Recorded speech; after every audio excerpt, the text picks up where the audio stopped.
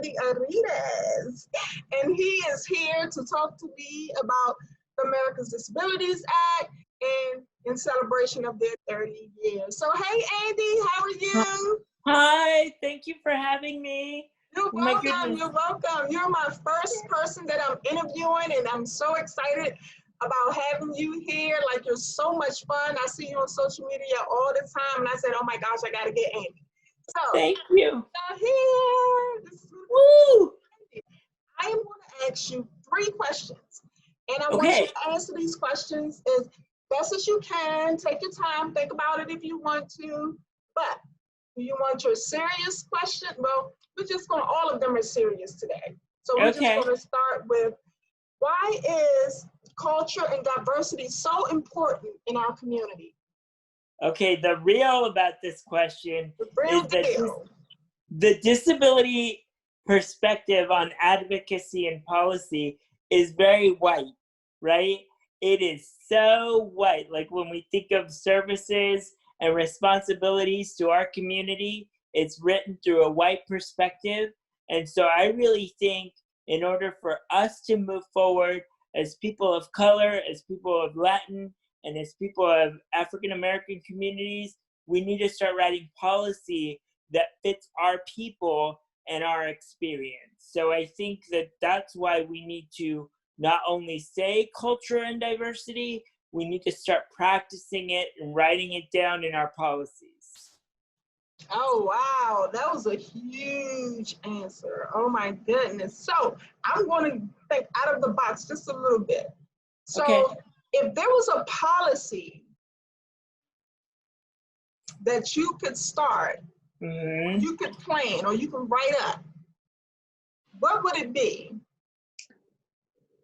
It would be that the ADA writes specifically for different populations. So if you come from a poor Latin background, like I did, then you adapt the ADA or all its other policies to that specific individual or population, and you make it accessible for them so they understand it and they can utilize it to their ability and meet them where they are at. That's not very where, Go ahead and finish.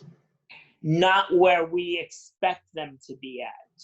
That's very important that they understand the ADA, because it's nothing like having a policy and then you have a certain group who really doesn't know how to understand it. And if they don't know how to understand it, then they can't fully use it. So it's very important that we understand the policies that are for us. So great answer, Andy. So your second question, what else does the ADA need to be working on? So here's the tea. Again, I'm always truthful, so I appreciate that. The ADA yes, I love the tea. That's the tea. The ADA needs to be more enforceable. It needs to have more teeth. It needs to have, if somebody does not want to become accessible or is discriminating against somebody, it needs to have swift action for those individuals so people take responsibility for what they're not doing. I think that it is our policy and we can use it, but it needs to have more teeth so people are actually afraid of it, or not afraid, but take it seriously, right? And so I think it needs to have more consequences for those that don't want to enforce it. Awesome. You know, I think that's great when we're talking about a policy, and then, you know, we have this written policy, and, you know, people with disabilities, you know, we throw around the ADA. As soon as we see that something isn't right, you know, we let people know that we have the ADA on our side. And a lot of people don't care, and they feel like, you know, and that's because sometimes the ADA doesn't have the teeth. I want it to be like a little tiger. Yes, a little fight, because I feel like we're fighting a whole lot. A couple of years ago, we had to fight to get an automatic door button put on a movie theater in downtown Silver Spring, and it was like a fight. And I felt like, you know, I had the ADA, I had the policy, but they weren't backing me up like I wanted them to, you know? And so it's pretty much what they tell us is show them this. But I think sometimes there needs to be a letter, and I'm sure it is, you know, nowadays things are changing a little bit, but we need more than a letter, you know? Nobody's scared by a pin. They're scared by a consequence, right? Or something. So if you don't want to become accessible, let's say we shut you down for a week, right? Yes. If you're not accessible within 3 months, let's say you cannot provide service to the public until you become accessible. There are some consequences that need to be taken for business owners and the public. But Yes. I hope we get there in my lifetime, or get another ADA 2.0 where that one has teeth and people are afraid of it, you know? Yes, yes.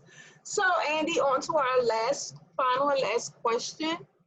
What are you afraid of? I want the tea.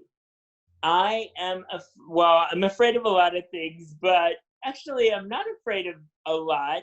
I'm actually afraid of one thing in particular. I really want to make sure that my voice not only speaks for myself, but can speak to a larger community. Yes. And sometimes I feel like I'm doing so much for so many different people that my identity isn't seen, my full identity, my LGBTQ, my Hispanic, my disability. So I'm afraid that the intersectionality of who I am will be diluted by other people's perceptions, and I will not get to be the unicorn of all those intersections to say, like, I believe in that. I have your back, but I'm also this person. So don't be discriminating against those people, because we, as a community, we need a lot of healing. And I think the only way we can do that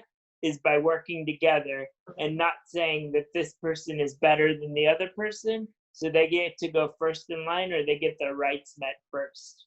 Yeah. I think it's important for us to respect each other and respect our differences.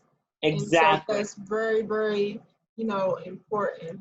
And so Andy, I wanted to do a stream of videos in celebration of the Americans Disabilities Act, because although we know that there can be some changes, we have, as people with disabilities, have come a long, long way, and it's due to the Americans Disabilities Act. And we all are so thankful for all of those folks that fought for us and fought for our rights. What would you say to the ADA today to thank them? I would say thank you for getting us here and making sure that you and I have now a platform to move the work forward, right? And move it forward so it's more broad and inclusive. So without them stopping buses and 504 and all the civil rights before, 504, you and I wouldn't be here. Yes. So I think that I acknowledge that, because they gave me the ladder, the step to stand on and roll on, or they gave me the ramp to roll up. And without them, I wouldn't have that ramp. So I appreciate them for that.